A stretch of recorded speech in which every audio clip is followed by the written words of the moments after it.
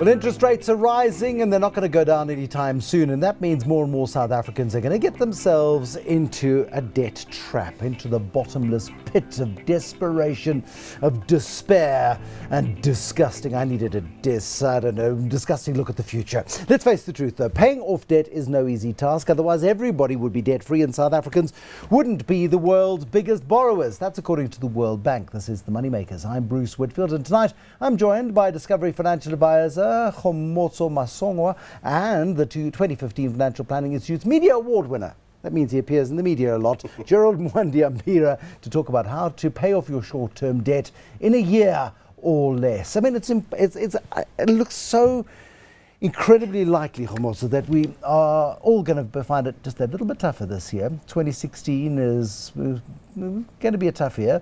More and more of us are going to find ourselves at a point where we can't pay all our bills every single month. It's true that, Bruce, but it's important that we have to first and foremost face reality and be realistic with our financial situations. A lot of times individuals do not necessarily get out of that debt trap because they are just looking over it and trying to hope that it just disappears, of which doesn't happen.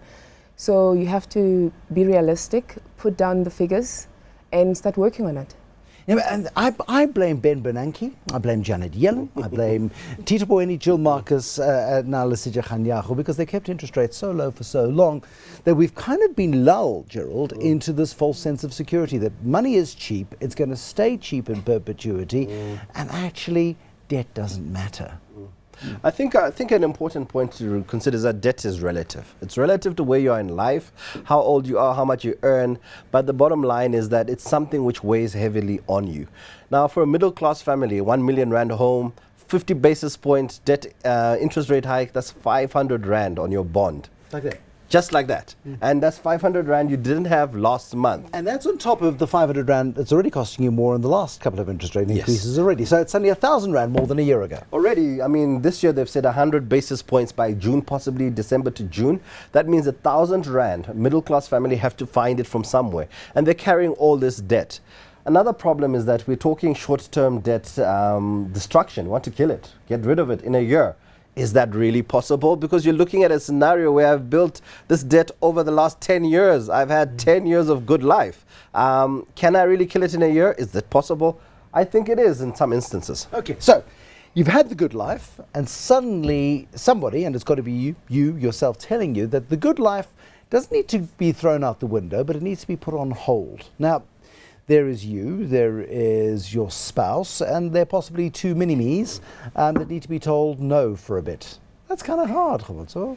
Very hard and painful, especially for the little ones. But facing reality, you have to get through it. It might be a bit of a time of sadness, depression, because having the high life, used to eating out for breakfast, lunch and dinner, and now all of a sudden you have to take lunch to work, for instance.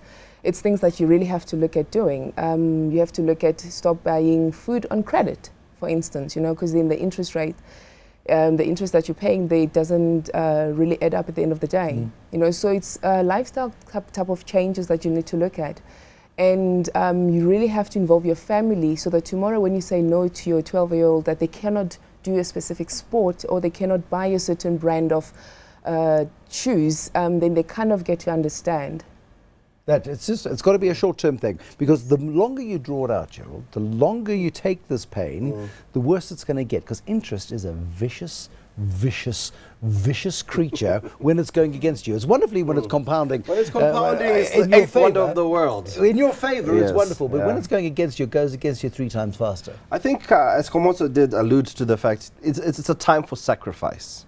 It's a time for doing and making decisions which you might not be comfortable with. Getting out of debt is not a comfortable process. You don't do it comfortably, you budget every month, and hey, honey, we're getting out of debt in 18 months' time. It doesn't work like that. Valentine's Day, and we're less in debt than we were last month. It doesn't work like that. It's a heavy sacrifice.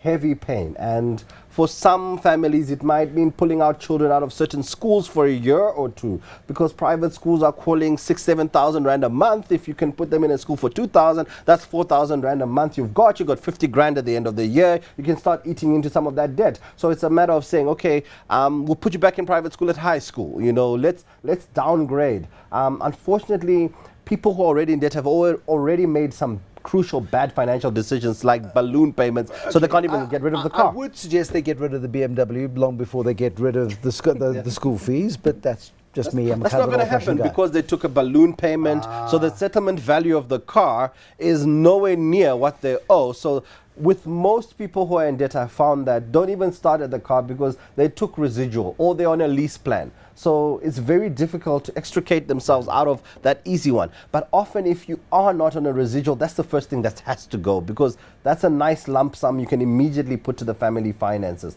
I also suggest going cold turkey sometimes, in terms of all families have that rich uncle. Sometimes if your family, make debt a family issue. Let's not be afraid to discuss this, because often you find people suffering in a little silo and they've got an extended family environment which can possibly help to get them out of this situation. So I would say humble yourself. If necessary, talk to rich Uncle X. Better to owe your uncle than owe 3 banks, because your uncle is not compounding or reverse compounding. Have you met my uncle? You don't want to owe money to my uncle. Well, let's keep it open. Let's have those kind of outside the box solutions. But more and more people are going to get into trouble this year. It's not only because of rising interest rates, but the economy is staggering and stagnating. We could go into recession. Pravin Gordon says we won't, and I want to believe him.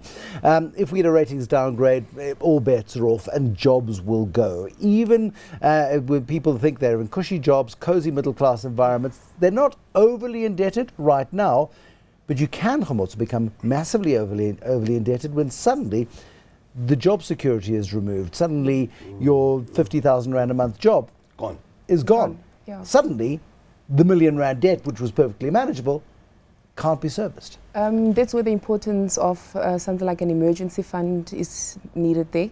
Because then if you do not have that job anymore for about 3 months, 6 months, you can start looking for a job, but at least you've got some sort of savings that can be able to assist you in carrying through the monthly expenses. But another thing that's important to let people know is that it's possible to get out of a serious big debt liability. It's realistic.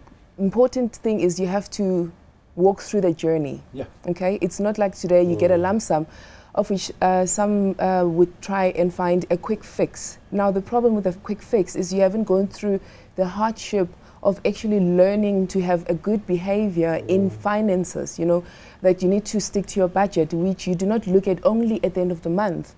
Every day you have to make a conscious decision to take lunch to work, for instance. You know, to take a walk to the nearest store instead of using a car. But it's amazing how quickly those small adjustments cumulatively add up. Yes, they do. They make a difference. I mean, today is Thursday, right? Let an individual that works just do a quick brief of Monday to Thursday. How much or what is it that they had for breakfast? A quick snack, a Coke that they had to quench the thirst versus a glass of water that they would get in the fridge at the office, you know, and that 10 rand in a week, it's 50 rand, but it's not only that can of Coke, it always goes to the packet of chips, you know, and by the time it's the end of the day, they get home, they've used up quite a bit of money. Now, Gerald, let's take one step further. This is the easy stuff. This is, we're falling a bit behind. We better tighten our belts, and we better... Suddenly the debt collectors start phoning. The lawyers start phoning because the debt collectors gave up on you. You were 3 months behind, and they sold off your debt to J. Smith and Partners, who are based near Bloemfontein. There's no way that you can go there and beg and plead. You owe them, I don't know, 10,000 rand. There isn't 10,000 rand in the bank. Are there options? There are indeed. I think one of the best options is to communicate, especially with the attorneys. As much as and as scary as they seem, they actually bought that debt for next to nothing. So often if you offer them a lump sum settlement, they obviously would take it. They don't want, they're not in the business of collecting debt. So usually settlements with attorneys over 2-3 months of at least up to 50% of the debt, you probably will get a good surprise, and that often they might take it into the issue here where there are firms of attorneys that buy books of debt, and there's the issue of prescribed debt.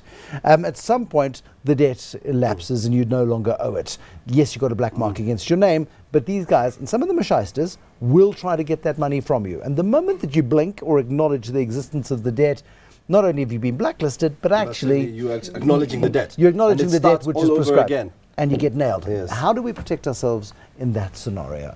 In terms of debt prescription, I mean, obviously as a certified financial planning professional, I cannot recommend you dodge.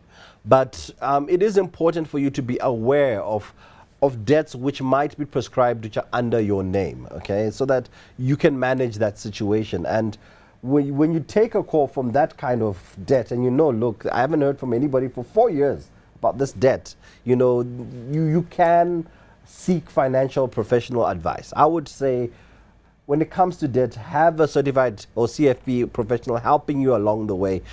Try get as much help and as much knowledge as you can, because it is a tough environment. Many companies that close. Are you guys really interested in my problems, though? I mean, you like me when I'm coming to you with a lump sum to invest, not with a lump sum problem.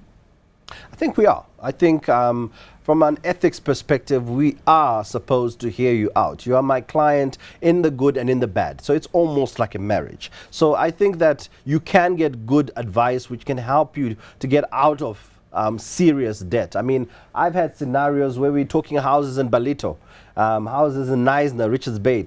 Has to go, and these are people who, to the face of the world, are seriously wealthy. But sometimes those kind of asset disposals help them to make the first step towards debt rehabilitation.